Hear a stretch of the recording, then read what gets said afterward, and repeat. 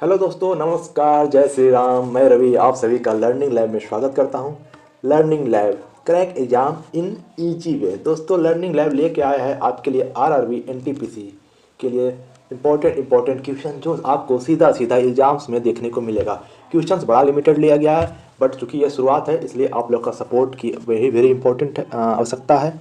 आप लोग इस चैनल को सपोर्ट करें, वीडियो को लाइक करें। कोई भी सुझाव हो कृपया इसके कमेंट में लिखें। कोई तकनीकी इशू हो उसको उसके बारे में आप कमेंट में लिखें। वीडियो को लाइक करें, सब्सक्राइब करें, चैनल को शेयर करें।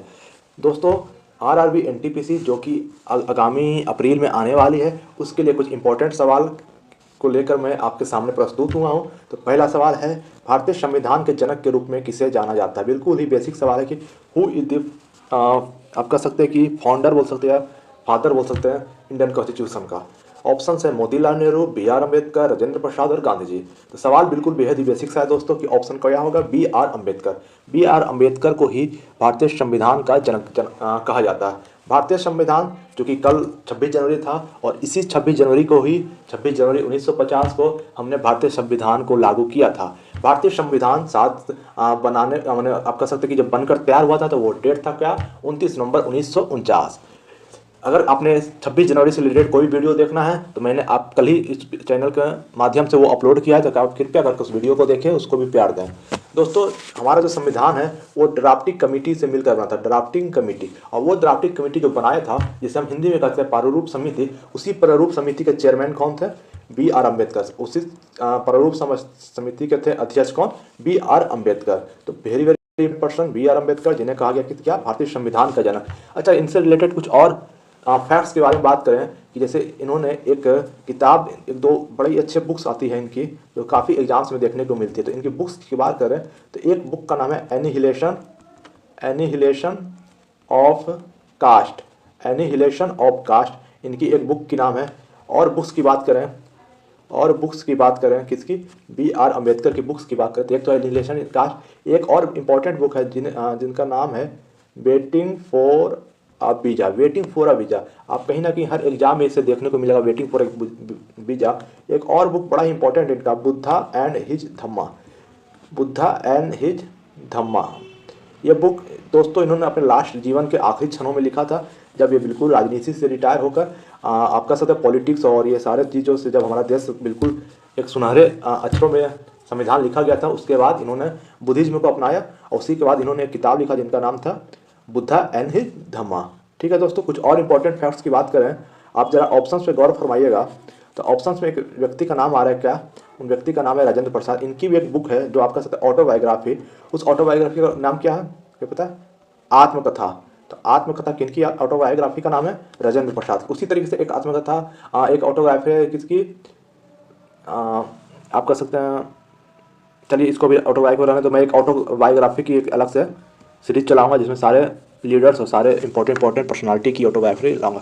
ठीक है, आप बी आर अम्बेडकर के बारे में एक और फैक्ट्स पर ध्यान दीजिए कि बी आर अम्बेडकर जी ने ही आर्टिकल 32 के बारे में क्या कहा था बी आर अम्बेडकर जी। तो आर्टिकल 32 के बारे में कहा था कि आर्टिकल 32 जो है हमारे संविधान का क्या है, हृदय और आत्मा है। यानी संविधान की आत्मा और हृदय किसे कहा गया है, आर्टिकल 32, हार्ट एंड सोल। बड़ा इंपॉर्टेंट है, हार्ट एंड सोल, आत्मा और हृदय।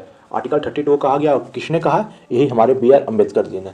ठीक है। अच्छा, एक सवाल मैंने आपसे पूछना था कि प्रारूप समिति बन जो आया था वो बना था कब, तो डेट क्या था, तो वो डेट था 29 अगस्त 1947 को बनकर तैयार हुआ था। क्या, प्रारूप समिति 7 लोगों की समिति थी, बड़ा इंपॉर्टेंट समिति थी जिसने ये तैयार किया था। ठीक है, बढ़ते हैं अपने नेक्स्ट क्वेश्चन की ओर कि हुमायूं नामा के लेखक कौन है। हिस्ट्री की क्वेश्चन है, आप लोग को शायद पता होगा कि हुमायूं नामा के लेखक कौन है, हु रिटन हुमायूं नामा। चलिए, हुमायूं नामा के लेखक ऑप्शन पे गौर फरमाइएगा, अबुल फजल, अब्दुल रहीम खाने खाना, तानसेन और गुलबदन बेगम। अब एक एक करके ऑप्शन। अबुल फजल क्यों जाना जाता है दोस्तों, तो अबुल फजल इसलिए जाना जाता है कि अबुल फजल ने ही लिखा क्या, अकबरनामा। अकबरनामा किसने लिखा है, अबुल फजल ने लिखा अकबरनामा। अकबरनामा के बारे में क्या विशेषता है, तो अकबरनामा के 3 भाग है, 3 पार्ट्स में अकबरनामा आया है। पहला पार्ट्स बताता है अकबर के एंसेस्टर के बारे में, यानी उसके पूर्वजों के बारे में। दूसरा बताता है कार्यकाल के बारे में, यानी रीजन, कार्यकाल कि उसका क्या क्या क्षेत्र था। और तीसरा बताता है प्रशासन के बारे में। तीसरा किसके बारे में चर्चा करता है दोस्तों, प्रशासन के बारे में। तो अकबर के द्वारा लिखा गया, अकबरनामा किसके द्वारा लिखा गया? अबुल फजल के द्वारा। और अकबरनामा में टोटल कई भाग है? तो 3 भाग है। ठीक है जी। और क्या जानना होगा आपके? अब्दुल रहीम खान खाना। अब्दुल रहीम खाना क्या इंपॉर्टेंट है इसके रिगार्डिंग अगर कुछ फैक्ट्स आपको पता हो तो अब्दुल रहीम खाना जी थे जिन्होंने बाबरनामा, जो कि ओरिजिनली इसका नाम था तुजुके बाबरी, जो तुर्किश भाषा में लिखा गया था, बट उसकी पर्शियन ट्रांसलेशन किया था किसने? इसी व्यक्ति ने, जिसका नाम क्या है? अब्दुल रहीम खाना। यानी बाबरनामा का जो आप कह सकते हैं पर्शियन तुजुके बाबरी, जो कि तर्किश में लिखा गया था, बाबरनामा जो कि तुजुके बाबरी ने लिखा था किसमें? तर्किश में। उसका पर्शियन अनुवाद किया था किसने? अबुल फजल ने। ठीक है, सॉरी, अब्दुल रहीम खाना ने। बात करें तानसेन की, तानसेन बड़ा इंपॉर्टेंट है क्योंकि वो, अगर बात इसमें इंपॉर्टेंट है क्या था कि किस घराना से थे, तो तानसेन थे ग्वालियर घराना से। किस घराना से तानसेन रिलेटेड थे? ग्वालियर घराना से तानसेन थे। और ये अकबर में के दरबार में रहते थे और बहुत बड़े वाले संगीतज्ञ थे। ठीक है जी। बात करें कि सवाल था हुमायूं नामा के लेखक कौन था, इसके ऑप्शन में आ जाएगा, आंसर हो जाएगा गुलबदन बेगम। गुलबदन बेगम जी ने ही हुमायूं नामा के बारे में लिखा था। अच्छा, हुमायूं के बारे में कुछ फैक्ट्स जो मैं बता दूं यहाँ पे, तो हुमायूं नामा, बाबर के बाद हुमायूं आते, यानी मुगल वंश का संस्थापक कौन? बाबर। उन्हीं का भाई था कौन? हुमायूं। ठीक है जी, बेटा था हुमायूं। हुमायूं के अलावा इनके 3 भाई और थे।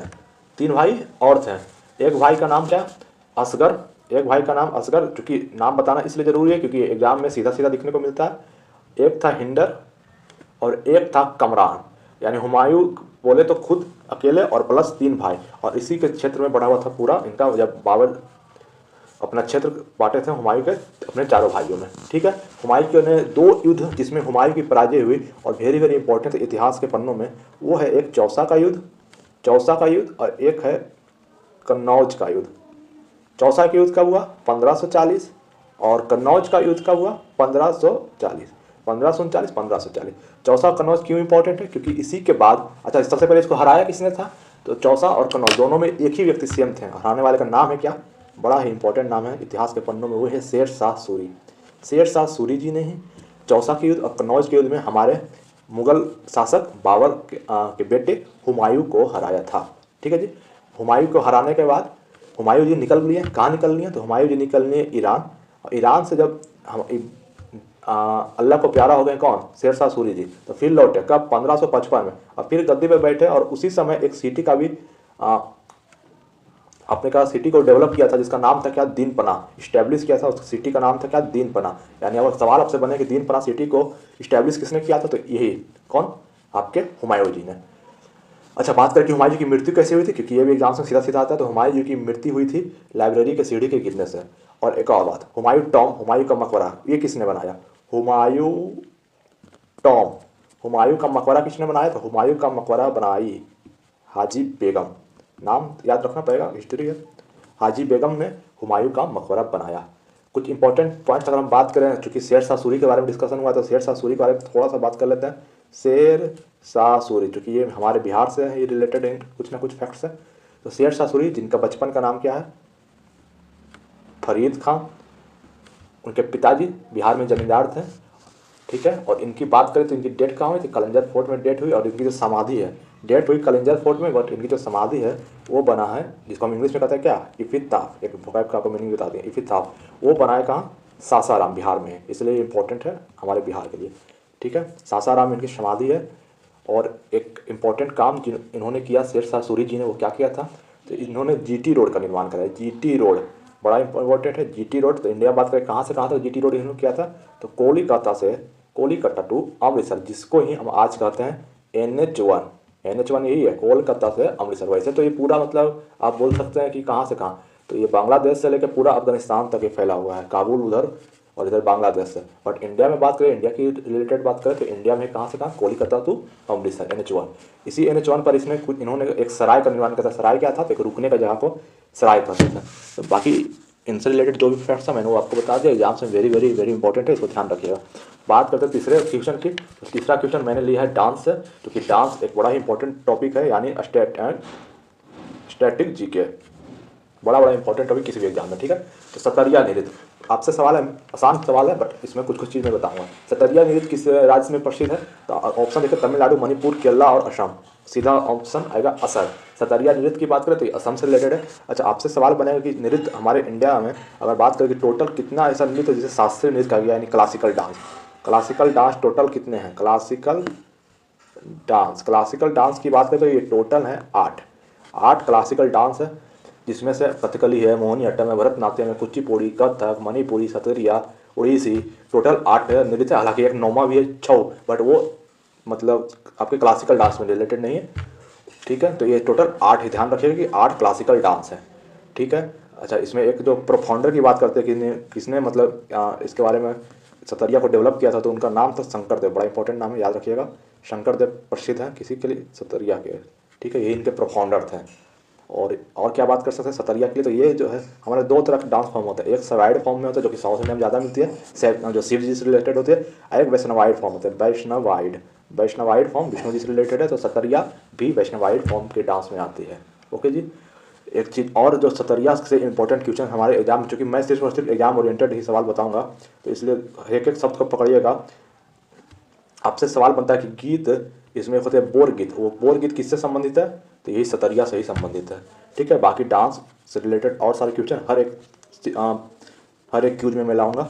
बढ़ता हूँ नेक्स्ट क्वेश्चन में, जो कि मैंने एक तरीके से साइंस से लिया, जो कि आजकल आविष्कार भी बहुत सारे, मैंने सीरियल के एग्जाम्स में भी बहुत सारे आविष्कार देखा कि पूछ देता है सीधे। डिस्कवरी डेट याद रखना बड़ा मुश्किल होता है, बट फिर भी आप नाम तो याद रख सकते हैं। तो प्रवर्तक दूरबीन के आविष्कारक का नाम क्या है? तो प्रवर्तक दूरबीन का आविष्कारक का नाम बताइए। अब ऑप्शन है गैलीलियो गैलीली, राइट ब्रदर, बिंट सर, आइजैक न्यूटन।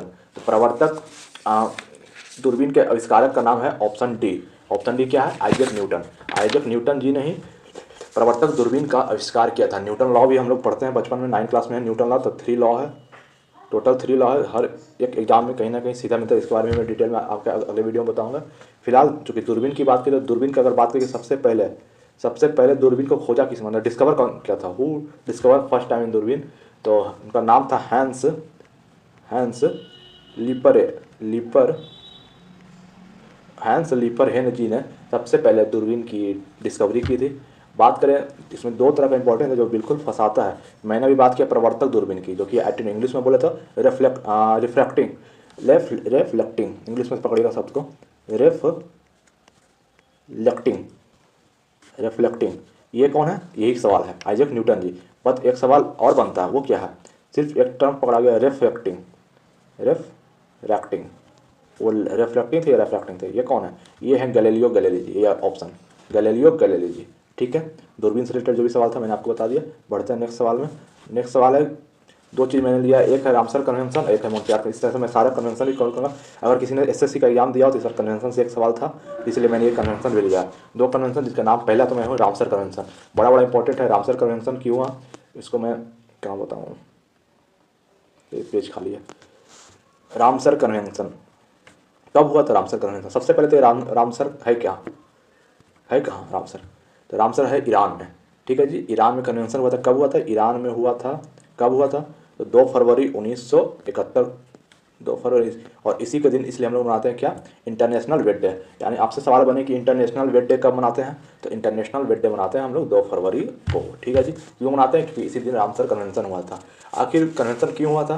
तो कन्वेंशन इसलिए हुआ था क्योंकि हमें कंजर्वेशन करना था। कंजर्वेशन, बचाव करना था। किसका बचाव करना था?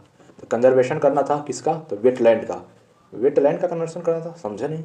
आखिर वेटलैंड क्यों बोल रहे भाई? तो वेटलैंड में क्या होता है हिंदी वाले बच्चों के लिए? दलदली क्षेत्र का कन्वर्सन क्या करेंगे भाई? ये कोई ऐसा चीज़ है क्या जो सच कन्वर्सन करें? बिल्कुल, दलदली क्षेत्र बड़ा इंपॉर्टेंट है, और इसी के लिए हमारे ईरान में कन्वेंशन हुआ था। क्यों इंपॉर्टेंट है दलदली से? क्यों इंपॉर्टेंट है? क्योंकि दलदली क्षेत्र हमारे जो फ्लड कंट्रोल में बड़ा हेल्प करता है, बाढ़ नियंत्रण में, यही दलदली क्षेत्र। और क्या करता है? ये टूरिज्म को प्रमोट करता है। टूरिज्म को प्रमोट करता है कौन? यही दलदली क्षेत्र, वेटलैंड। हमारे हैबिटेट की संरक्षण करता है, हमारे जो बहुत सारे स्पेसीज हैं उसकी कंजर्वेशन करता है यही दलदली क्षेत्र। पोल्यूशन को रिड्यूस करता है, बड़ा इंपॉर्टेंट है क्योंकि आज बहुत ज़्यादा पोल्यूशन बढ़ रहा है। इसी पोल्यूशन को रोकथाम के लिए बड़ा इंपॉर्टेंट होता है ये वेटलैंड। इसी वेटलैंड को कुछ ना कुछ थ्रेड मिल रहा था। थ्रेड क्या मिल रहा था? थ्रेड के रूप में थी कुछ, हम लोग आजकल इतना डेवलप हो रहे हैं कि डेवलप में हम लोग ध्यान ही नहीं दे पा रहे कि पोल्यूशन भी एक बड़ा इंपॉर्टेंट फैक्टर है।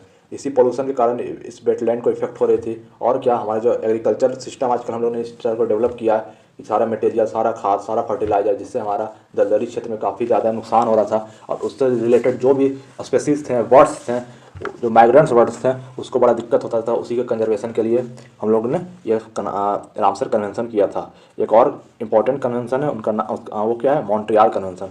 मॉन्ट्रियल कन्वेंशन ये कहाँ है, तो मॉन्ट्रियल है कनाडा में। कहाँ है जी, मॉन्ट्रियल है कनाडा में, मॉन्ट्रियल है। और इसी